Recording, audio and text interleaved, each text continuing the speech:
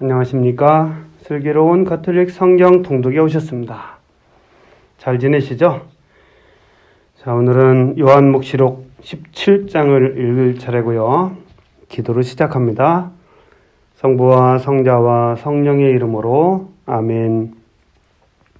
말씀은 바로 내 곁에 있고 내 입에 있고 내 마음에 있다. 주님 성령의 빛으로 저희 눈을 여시어 주님이 길을 보게 하시고 저희 귀를 여시어 생명의 말씀을 듣게 하소서. 아멘. 성부와 성자와 성령의 이름으로 아멘. 자, 오늘이 임금이신 우리 주 예수 그리스도 왕 대축일을 지내고 이제 대림절을 기다리는 그 중간 시기에 있습니다.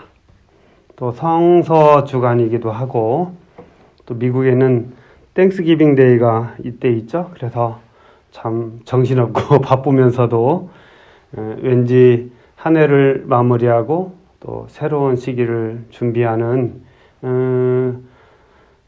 묵시록과 잘 어울리는 그런 시기라는 생각도 좀 들어요.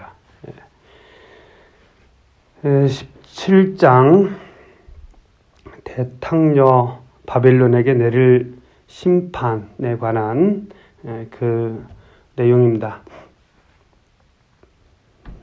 묵시록이 쓰이던 당시의 가치관은 지금의 우리와는 다르죠. 그래서 여기 보면 대탕녀, 또 여자 이렇게 등장하는 내용들이 있는데 오늘날 우리들의 시대와는 다른 시대니까 여러분들이 편하게 생각을 하고 받아들이셔도 될 것 같아요.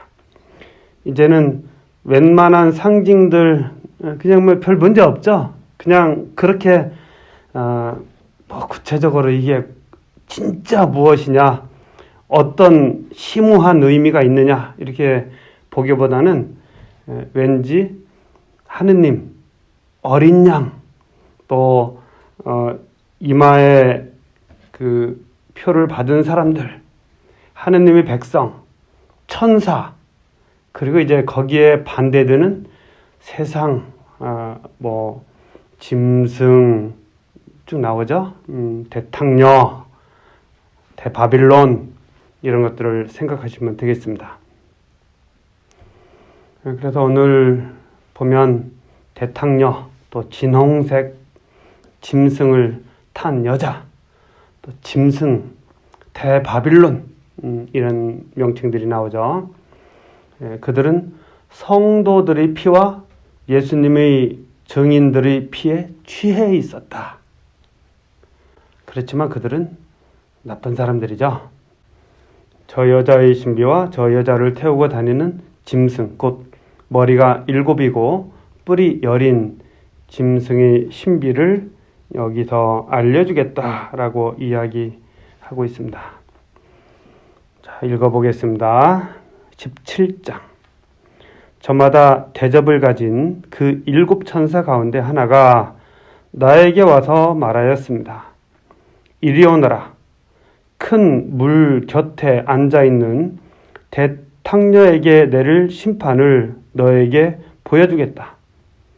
땅의 임금들이 그 여자와 불륜을 저지르고 땅의 주민들이 그 여자의 불륜의 술에 취하였다. 그 천사는 성령께 사로잡힌 나를 광야로 데리고 갔습니다. 나는 진홍색 짐승을 탄 여자를 보았습니다. 그 짐승의 몸에는 하느님을 모독하는 이름들이 가득한데 머리가 7이고 뿔이 10이었습니다.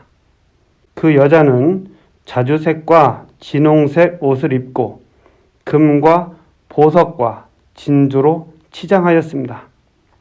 손에는 자기가 저지른 불륜의 그 역겹고 더러운 것이 가득 담긴 금잔을 들고 있었습니다.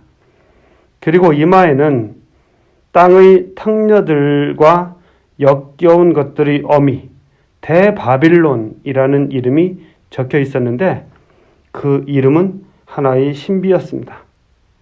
내가 보니 그 여자는 성도들의 피와 예수님의 증인들의 피에 취해 있었습니다. 나는 그 여자를 보고 크게 놀랐습니다. 그때 천사가 나에게 말하였습니다. 왜 놀라느냐? 내가 저 여자의 신비와 저 여자를 태우고 다니는 짐승, 곧 머리가 7이고 뿔이 10인 짐승의 신비를 너에게 말해주마. 내가 본 그 짐승은 전에는 있었으나 지금은 없다.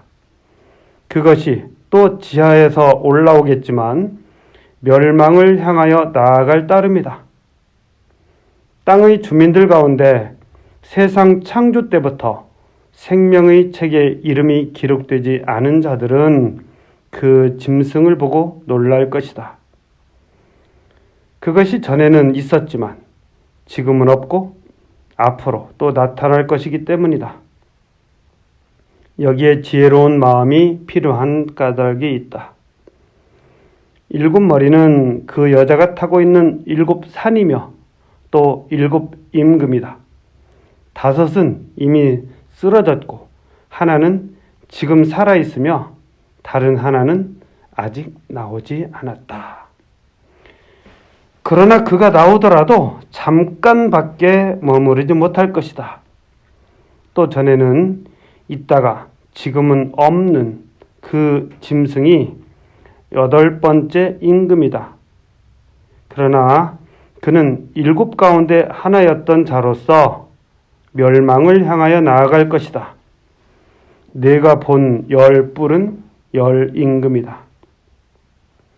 그들은 아직 왕권을 차지하지 못하였지만 잠시 그 짐승과 함께 임금으로서 권한을 차지할 것이다. 그들은 한 뜻이 되어 자기들의 권능과 권한을 짐승에게 넘겨주고 어린 양과 전투를 벌이지만 어린 양이 그들을 무찌르고 승리하실 것이다. 그분은 주님들의 주님이시며 임금들의 임금이시다. 부르심을 받고 선택된 충실한 이들도 그분과 함께 승리할 것이다. 천사가 또 나에게 말하였습니다. 내가 본 물, 곧 탕녀가 그 곁에 앉아있는 물은 백성들과 군중들과 민족들의 언어들이다. 그리고 내가 본 10뿔과 그 짐승은 탕녀를 미워할 것이다.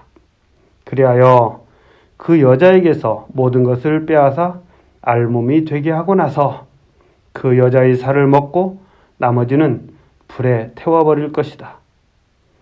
하느님께서 그들의 마음속에 당신 뜻을 실행하도록 의지를 불어넣으시어 하느님의 말씀이 다 이루어질 때까지 그들이 뜻을 같이하여 자기들의 왕권을 그 짐승에게 넘겨주게 하셨기 때문이다. 내가 본 그 여자는 땅의 임금들을 다스리는 왕권을 가진 큰 도성이다. 이렇게 이야기합니다. 대바빌론은 이제 이스라엘의 역사에서 바빌론 유배를 생각할 수 있죠. 바빌론 유배. 그리고 이제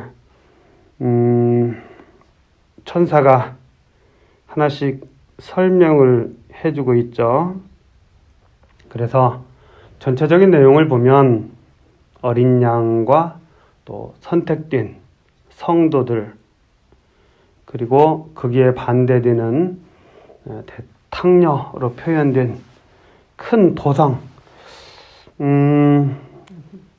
예루살렘 도성일까요? 그럴 것 같은 생각이 드는데 어쨌든 이렇게 하느님과 반대되는 세상의 왕권, 권력, 부정, 불의 이런 것과 서로 싸우지만 끝에 가서는 하느님께서 승리하신다는 그런 방향입니다. 여러분들 묵시로 이렇게 편한 마음으로 읽으시면 좋겠고요. 그 대신 이제 우리가 사는 세상은 더 이상 대탕녀가 또 짐승이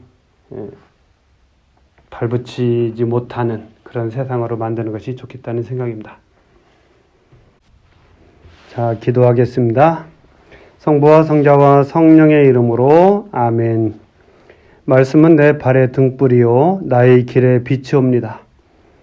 주님, 저희가 성경을 생명의 말씀으로 믿고 기도하며 살고 선포하게 하시어 언제나 성령 안에서 평화와 기쁨을 누리게 하소서. 아멘.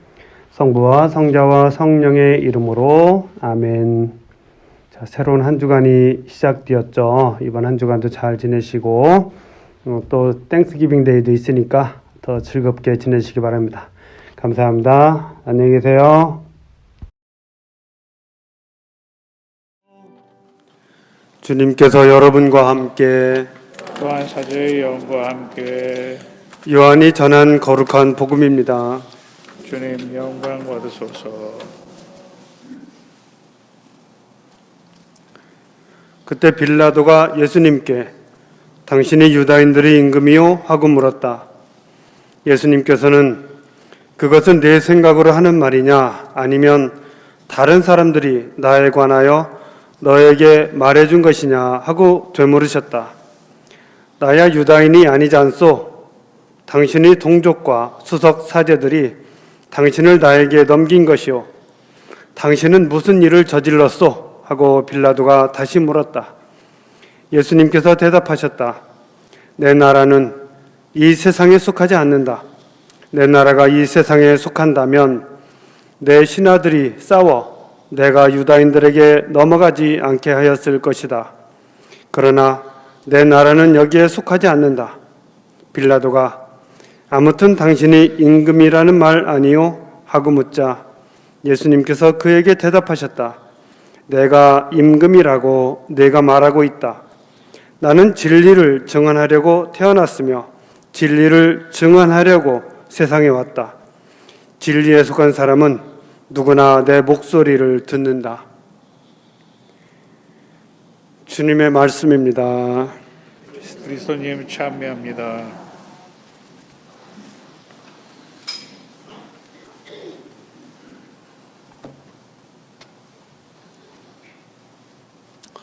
오소서 성령님. 새로운하게 하소서. 오늘은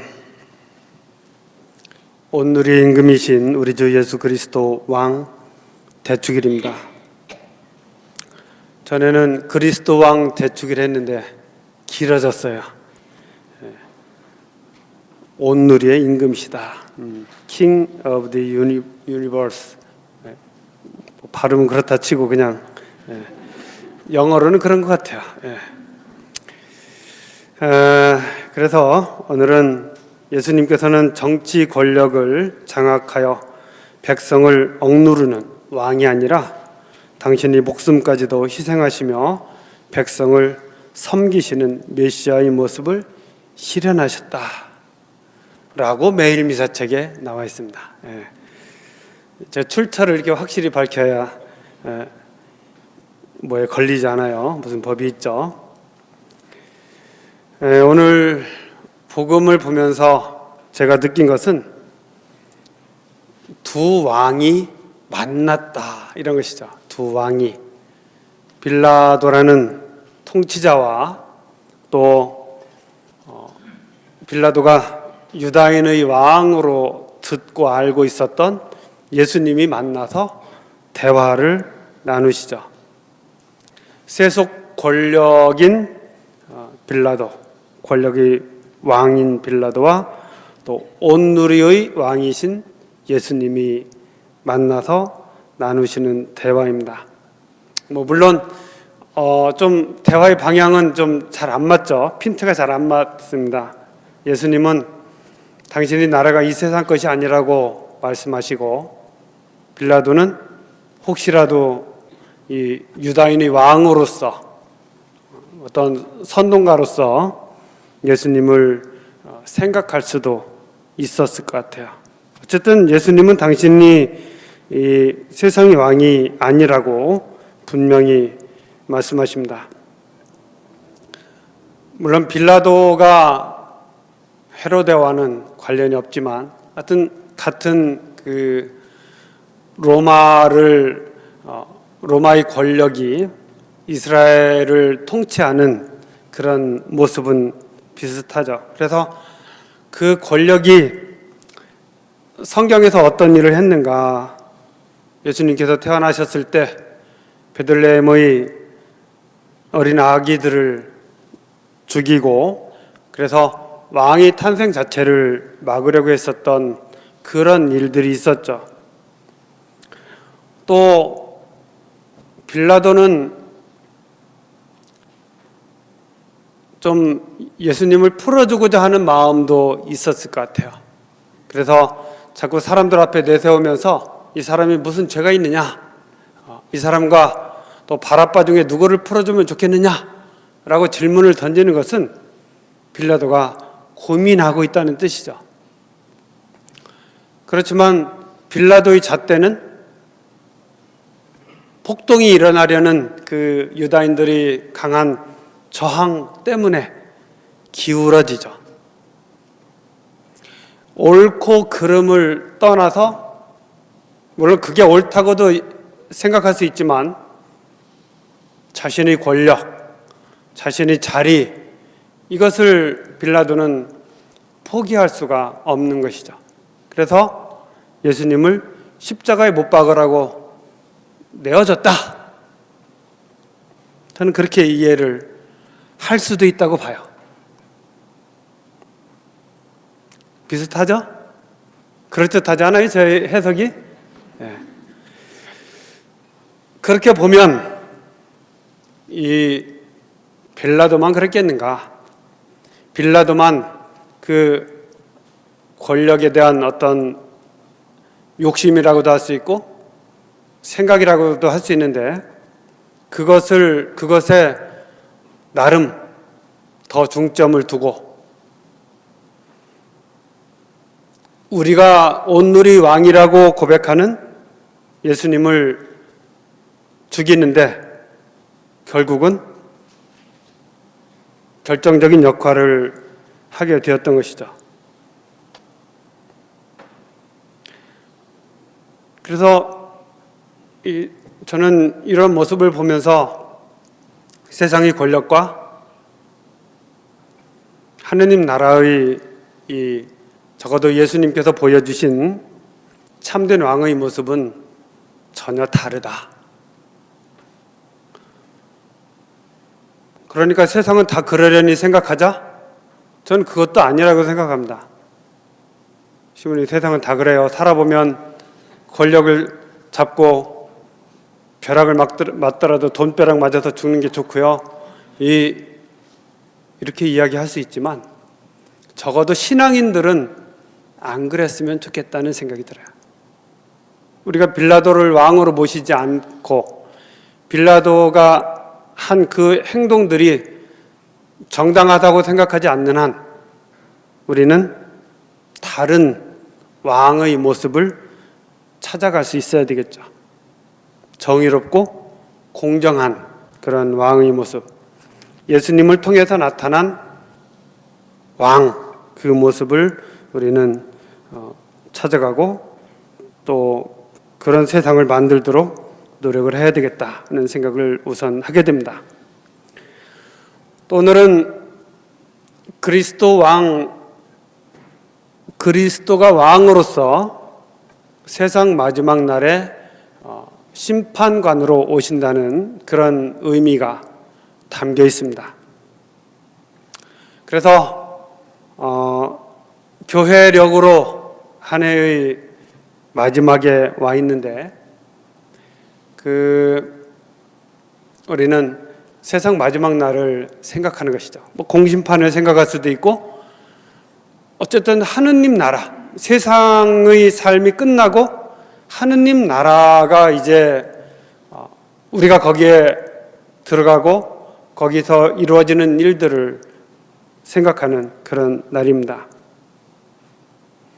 그리고 그때는 적어도 세상이 끝난다는 것은 세상과는 다른 나라가 시작이 된다. 이런 것이죠. 세상이 끝난다는 것은 세상 안에서 있었던 많은 일들, 우리가 세상을 바라보면서 느꼈던 많은 것들이 끝나고 이제 하느님만이 이룩하시고 또 주실 수 있는 공정하고 정의롭고 평화가 넘치는, 성경에 자주 나오는 정의와 평화가 넘치는 그런 나라가 주어진다는 그런 생각을 해볼 수 있습니다. 세상 사람들이 통치할 때는, 세상의 왕이 통치할 때는 그 왕의 어떤 많은 것들이 영향을 주죠. 그렇지만 그것이 하느님께서 이제 결정적으로 통치하시는 때가 오면 잘잘못이 분명히 가려지고, 그리고 그거에 따른 상과 벌이 주어지기를 바라는 이런 마음들이 우리에게 있는 것이죠. 그것이 이루어지는 때가 바로 알파요 오메가, 그 중에 오메가로서 세상 마지막을 장식하시는 하느님의 그 통치라고 볼 수 있습니다. 바로 오늘은 그런 통치를 생각할 수 있는 날이죠. 그리고 이제 또 제가 생각을 하는 것은 우리들입니다. 우리 신앙인들은 세례를 받음으로써 사제직과 예언자직과 왕직을 받는다, 이렇게 보고 있습니다. 그래서 우리도 이제 세상과 하느님 사이에서 어떤 중재자로서의 역할, 그리고 세상을 위해서 하느님께 기도하는, 하느님의 말씀을 세상에 알려주고 하느님의 뜻이 무엇인지를 전해주는 그런 그 사제로서의 역할, 그리고 또 예언자의 역할, 하느님의 뜻이 무엇인지, 어떻게 살아야 되는지, 이런 것들을 세상에 전해주는 예언자로서의 역할, 그리고 봉사자로서, 그것을 이제 교회에서는 왕직이라고 이야기합니다. 왕직. 왕으로서의 역할은 세상을 다스리고 통치하는 것이 아니고 세상 사람들을 섬기는 것. 이것이 이제 그리스도의 왕직이죠.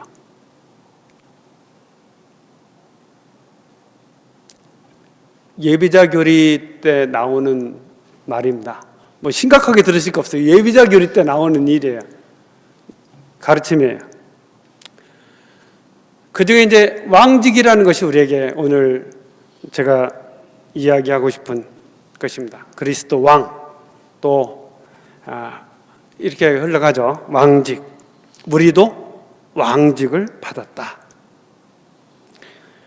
우리가 받은 왕직은 무엇일까? 물론 교회의 가르침처럼, 성경의 말씀처럼 세상 안에서 그리스도인으로서 살아가고 세상 사람들을 위해서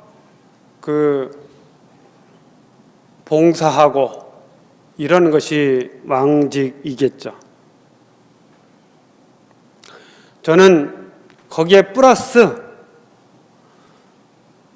하느님의 통치가 이 세상 안에서 이루어질 수 있도록 노력하는 것도 왕직이라고 생각합니다.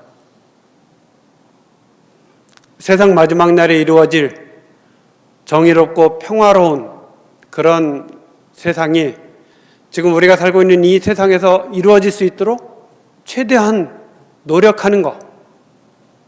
그래야 우리가 신앙인으로서 색깔이 있는 것이죠. 여기서는 똑같이 세상 사람들하고 같이, 예를 들면 벨라도나 헤로데나 성경에 나오는 그 사람들이 살았던 그것과 똑같이 살고 그렇지만 우리는 그리스도인이야. 그렇지만 우리는 세상 마지막 날에 그리스도를 기다려. 이렇게 이야기하는 건 저는 모순이라고 생각이 들어요. 그리스도께서 제자들을 파견하신 것은 하느님의 나라를 세상 안에서 좀 더 구체적으로 실현시키기 위한 것이었다. 그리고 우리는 이제 그 사도들로부터 물려받은 그 신앙을, 그리고 사도들로부터 물려받은 그 사명을 가지고 있는 것이다. 교회는 그러한 존재죠. 그렇기 때문에 우리는 정말 이 세상을 바꾸는데 결정적인 역할을 해야 된다. 올바른 방향을 사람들에게 알려줘야 된다. 이런 생각이 들어요. 오늘날의 벨라도에게, 2000년 전의 벨라도가 아니라 오늘날의 벨라도에게 그분이 예수님이시라는 것을, 또 그분이 제시하시는 길이 정의롭고 평화로운, 평화가 넘치는 그런 세상이라는 것을, 그래서 이제는 더 예수님을 죽여서는 안 된다는 그런 것을 세상 사람들에게 알려주는 것, 저는 그것이 그리스도인, 그리스도를 따르는 사람들의 소명 중에 하나다, 이런 생각을 하는 것입니다.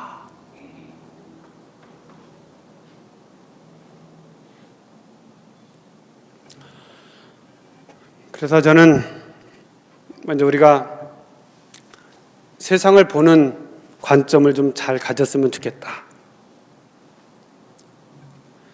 그리고 지금 세상은 왕이 주어지는 게 아니잖아요.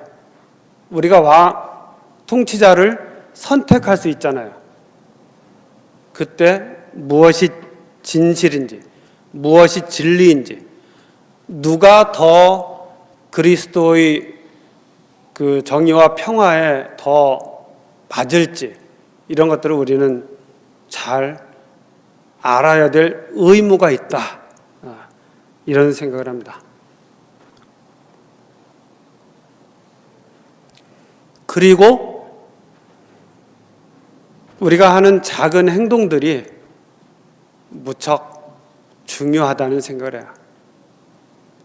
제가 주보에는 치코 멘데스라는 사람을 이름을 거기다 넣어놨습니다. 이 사람이 무엇을 했는지 여러분들이 구글에서 찾아보면 잘 나와 있습니다. 이 사람은 처음에 자기가 고무나무를 위해서 싸우는 줄 알았다. 두 번째로는 아마존 열대우림을 위해서 싸우는 줄 알았다. 그런데 보니까 인류를 위해서 싸우고 있더라, 이런 것이죠. 그러니까 우리가 이 세상의 우리가 위치한 곳에서 그리스도를 바라보면서 실천하는 실천들은 의외로 큰 일을 하는 것이에요.